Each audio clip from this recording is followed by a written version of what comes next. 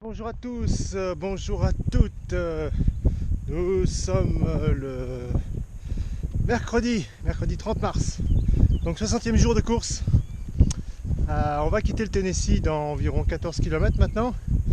Donc un dernier petit point sur cet état, un petit point général, culture générale. Donc le Tennessee, il faut savoir, est le seul état, l'état qui a le plus de frontières avec les autres états des États-Unis. Donc il a 8 frontières avec 8 autres états, donc c'est le seul, c'est celui qui a le plus du moins. Donc voilà, il faut aussi savoir que c'est un état qui a un taux de croissance de plus de 4% par an, donc c'est assez important, même très important. On aimerait bien voir ça en France. Et pour un état d'Amérique du centre, de l'Amérique, c'est un gros taux de croissance, quoi. Donc voilà. Et puis deuxième petite remarque, beaucoup plus sportive. Donc c'est dans le Tennessee qu'est organisée une des courses les plus difficiles au monde, avec la 3100 miles de New York. C'est la Barclay. Alors qu'est-ce que c'est que la Barclay? Donc elle est organisée toujours fin mars, début avril. Elle est organisée depuis 1986, donc ça fait 30 ans, par un personnage qui s'appelle Laz. Et donc c'est un trail, alors pour l'instant tout semble normal, qui fait 160 km. Et donc qui a environ à peu près 16 000 mètres de dénivelé. Donc déjà là c'est un peu différent de ce qu'on connaît. Dans les trails qu'on connaît, les grands trails, ceux de longue distance je parle, hein, on connaît l'UTMB, la Diagonale du Fou, le Grand Raid des Pyrénées. Bon, pour ces distances là il y a à peu près entre 9 000 et 11 000 mètres de dénivelé. Là il y en a entre 16 et 18 000, ce qui est énorme. Énorme. Et donc c'est que 5 boucles de 32 km qu'il faut réaliser dans un temps minimum de 60 heures. Alors ça paraît facile 60 heures puisque ça fait une moyenne de 2,7 à l'heure, donc on se dit c'est facile. Il faut savoir que depuis 30 ans il n'y a eu que 16 personnes qui ont réussi, enfin 15 personnes qui ont réussi à terminer dans les temps limites. Une seule a réussi à finir 2 fois cette course. Et donc il a fallu attendre au moins 8 ou 9 éditions pour qu'il y ait vraiment un premier finisher. Donc autant dire que cette course est terriblement dure. Et puis elle a une autre particularité, c'est donc son organisateur Laz, qui est un vrai personnage, qui donc sélectionne environ 35 à 40 personnes par an. Alors pas du tout sur des critères sportifs, hein. Il faut faire une lettre de motivation, expliquer pourquoi on veut venir. Et puis voilà, il sélectionne les gens un petit peu selon ce qu'il ressent. Et donc pour confirmer que les gens sont pris, il envoie une lettre de condoléances. Alors c'est assez curieux, donc la lettre commence par: nous avons le regret de vous informer que vous êtes sélectionné pour cette course.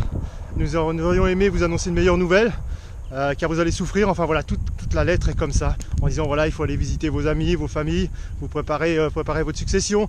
Donc voilà, donc tout ça c'est comme ça. Et ils disent si vous changez d'avis, ce qui serait une très bonne chose, n'hésitez pas, vous allez devenir raisonnable si vous changez d'avis. Nous avons beaucoup d'autres imbéciles qui attendent votre place. Donc voilà, donc la lettre est faite comme ça. Donc c'est vraiment un gros personnage, un personnage énorme.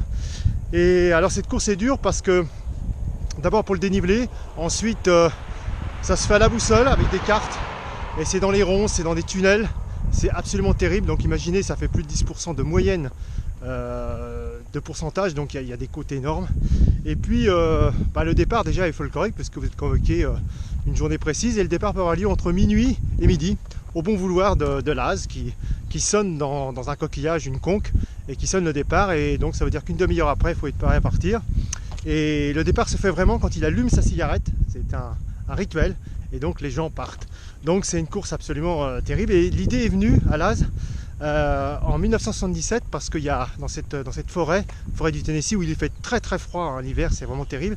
L'idée est venue à Laz d'organiser cette course quand il y a une prison qui est dans cette forêt, et cette prison abritait John Hurley, qui est l'assassin du pasteur Martin Luther King, et donc qui était emprisonné là-bas pour 99 ans, donc autant dire à vie.